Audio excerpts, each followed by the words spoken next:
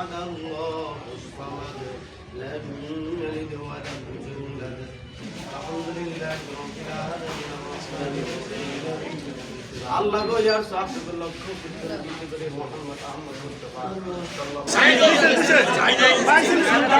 বর্তমান নির্বাচনগুলো আপনার দলীয় হয়ে গেছে গা। যেমন কালকে আমাকে ভারপ্রাপ্ত মহাসচিব মির্জা ফখরুল ইসলাম স্যার বলছে যে দল থেকে যারা নমিনেশন দেওয়া হইবে তার বাইরে যদি কেউ যায় তারপরে তার বিরুদ্ধে কঠোর ব্যবস্থা নেওয়া হইব। তাই আমরা হলাম দলপ্রিয় লোক, আমরা 17 বছর কষ্ট করছি, এখন দল আমাদের ক্ষমতা হয়েছে, আমার দলীয় এমপি মান্নান সাহেব। এখন আমগো এমপি সাহেব বা সিনিয়র নেতৃবৃন্দ যারা নমিনেশন এটা হাইকমান্ড থেকে দিব, সিনিয়র নেতৃবৃন্দ যারা নমিনেশন দেয়, যদি মনে করেন বাবু চেয়ারম্যান দেয় বাবু চেয়ারম্যানটা করবো, যদি আলিয়াসগঞ্জ চেয়ারম্যান দেয় আলিয়াসগঞ্জ চেয়ারম্যানটা করবো, যদি আব্দুল আলী দেয় আব্দুল আলীটা করবো, যদি আমার বন্ধু সেলিম হোসেন দীপুরে দেয় তারটাই করবো, আর যদি আমারে দেয় তারা সবাই মিলে আমারটা করবো, এটা আমি আশাবাদী। যাই হোক, আমাদের মন আমরা একদম ক্লিয়ার কাট কথা যে এটা দলের বাইরে আমরা কেউ কোনো কাজ করব না। এটা আমারটা সেলিমেরটা আমরা বললাম, এটা যারা প্রার্থী আছে হেরাও হয়তো মিটিং মিছিলে বলবো।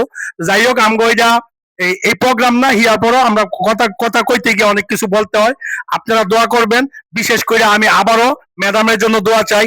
আমাদের বাংলাদেশের বর্তমান প্রধানমন্ত্রী এই তারেক রহমান খুব ভালো মানুষ, ওনার জন্য দোয়া করবেন যাতে উনি দেশটা সুন্দর মতো চালাইতে পারে। আসলে আজকের যে অনুষ্ঠান দেশনেত্রী বেগম খালেদা জিয়ার জন্মবার্ষিকী উপলক্ষে বস্ত্র বিতরণ অনুষ্ঠান, এই অনুষ্ঠানের প্রধান আকর্ষণ যে এই আয়োজন করলো যার উদ্দেশ্যে সেলিম হোসেন দীপু। আসলে আমরা আলমগীর মেম্বার যেটা বলে গেছে সব তো টোটালে বলেই গেছে, এই জন্য আমি সেলিমকে আন্তরিকভাবে ধন্যবাদ। আর সেলিমের কাছে আমার একটু দাবি, যেহেতু আমাদের এমপি মহোদয়ের সারাক্ষণ পাশে থাকে বিশেষ সহকারী পিএস সেলিম, যার নাম বলে যে পিএস সেলিম, সারা সোনারগাঁয়ে চিনে এক নামে পিএস সেলিম। সেলিমের কাছে আমার একটা দাবি, বিশেষ করে 8 নং ওয়ার্ডের ভিতরে সবচেয়ে অবহেলিত হলো আমাদের গ্রাম, যেটা হলো বাগেরপাড়া। টোটালেই রাস্তা নেই, আমরা যে রিক্সা নিয়ে যাব বা কোনো একটা অনুষ্ঠান হইলে একটা প্রোগ্রাম হইলে একটা লোক আসতে পারে না, যারা মহিলারা আছে কিছু যারা ইয়া থাকে গর্ভবতী থাকে, ওদেরকে নিয়ে আমগো গাড়ি নিয়ে যে এটা উঠে যাবো একেবারেই সম্ভব না। আমার মনে হয় যে সবচেয়ে অবহেলিত আমাদের গ্রামটা যেটা হলো বাগেরপাড়া, এটা না বললে নয়। সেলিম যেন এটা অবশ্যই এইখানে বইলা দিয়া যায় কতদিনের মধ্যে এই কাজটুকু আমাদের দিবে। এই ভারতদীরবাসীর ঋণ কোনোদিন শোধ করা যাবে না। আপনারা প্রত্যেকটি ওয়ার্ডে ভারতদীর বিপুল ভোরে ওনাকে নির্বাচিত করেছেন, তার জন্য মাননীয় এমপি মহোদয়ের পক্ষ থেকে আপনাদেরকে সংগ্রামী শুভেচ্ছা ও অভিনন্দন জানাই।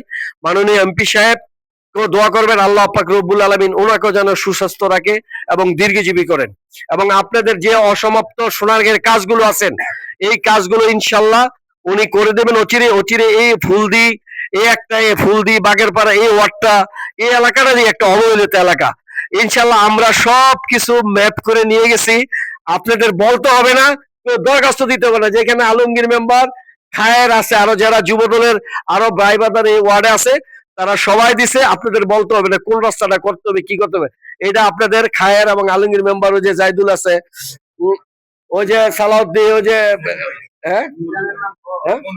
মনু ভাই, আবার মিজান কৃষক দলে না ওটা আছে যে গাপ্পার ভাই আছে, সবাই ওনারা সবাই বলে, কিন্তু আপনারা এই এলাকাটা রাস্তায় বৃক্ষ তোমার নাম কি ফলে পরিচয় আপনারা সময় এলে দেখতে পারবেন। ইনশাল্লাহ বিএনপি একটি উদার গণতান্ত্রিক রাজনৈতিক দল, এই দেশে উন্নয়নের জন্য আমাদের মাননীয় প্রধানমন্ত্রী কাজ করে যাচ্ছেন। ইনশাল্লাহ সোনারগাঁয়ে অলরেডি একটি উন্নয়ন প্রজেক্ট নামে একটা প্রজেক্ট ঘোষণা হয়েছে, যেখানে প্রজেক্টে 300 কোটি টাকার উপরে কাজ হবে। তো যে কাজগুলো হবে ইনশাল্লাহ আমাদের সোনারগাঁয়ের চিত্রই পরিবর্তন হয়ে যাবে গা। এটা মাননীয় এমপি মহোদয় আজহার ইসলাম মান্নান সাহেব ওনার অক্লান্ত পরিশ্রমের চেষ্টা এবং মাননীয় প্রধানমন্ত্রীর সাথে উনি সাক্ষাৎ করেন, কথা বলে যাতে সোনারগাঁয়ের উনি উন্নয়নের জন্য মানুষের গরিব মানুষ অসহায়ের জন্য উনি কথা বলেন। ইনশাল্লাহ আপনাদের দুঃখে সুখে উনি সবসময় পাশে থাকবেন।